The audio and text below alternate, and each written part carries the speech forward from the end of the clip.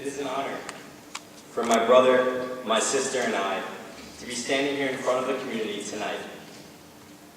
For it is the utmost privilege and something we have been looking forward to for many years to be able to introduce our parents on this special occasion. None of us has historically spoken publicly about the school or about our parents, but as our father has been known to say, timing is everything. Without a doubt, this is the appropriate time. Over the last 10 years or so, the three of us have had the opportunity to watch the evolution and creation of the North Shore Hebrew Academy High School from a unique vantage point. Over the years, we have watched our parents, along with Dr. Vitao and various members of the community, come together, mostly in our father's study, to build an everlasting institution. Tonight, we would like to share our behind-the-scenes experience, which until now has existed only amongst the three of us.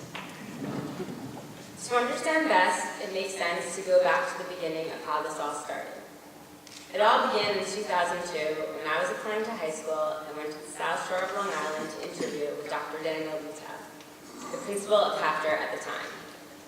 On my way out of his office, I heard him say to my mom, "You and your husband have great aspirations. Together, we can do great things."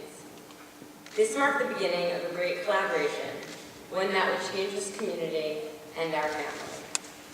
Nevertheless, I ended up going to Ramaz, another yeshiva high school located in Manhattan.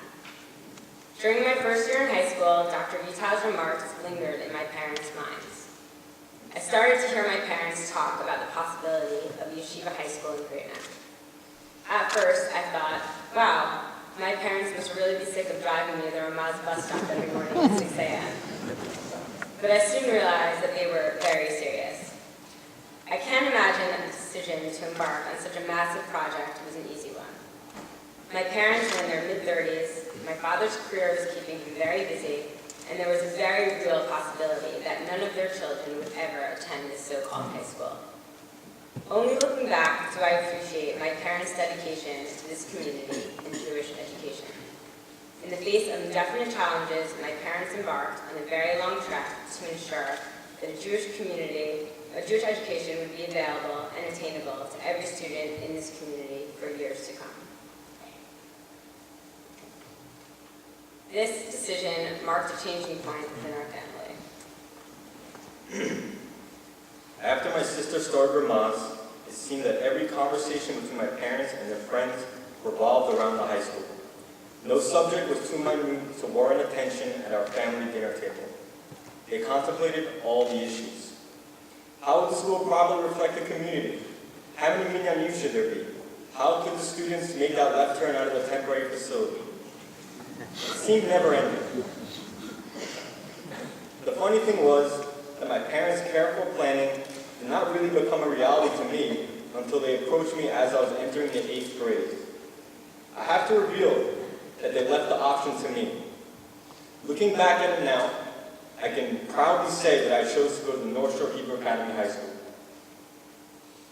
I attended North Shore at the temporary facility on Northern Boulevard.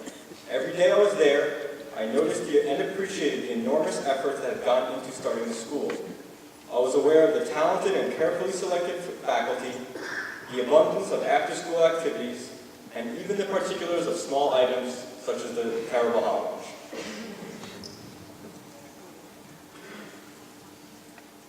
I also started my high school career in the temporary facility, but after my sophomore year in high school, the student body was moved to the permanent building. This was truly one of my most proud moments. I vividly remember when Henry Justin first brought the floor plans of the high school to our house. From that point on, my brother, sister, and I would often drive past the plot of land on the top of Northern Boulevard. We watched in awe as the foundation was laid, the beams were put in place, and the classrooms began to take form. It was amazing to enter the state-of-the-art building that only a few years earlier had been a drawing in my parents' imagination. I too appreciated the great efforts that had gone into building this school. Every day I noticed the details of the building's architecture. I recognized the beauty of the synagogue, which I knew was purposely designed by an Israeli architect, and the beautiful gym we often congregated in to battle out Shiriyah. Maurice, let me tell you, you missed out.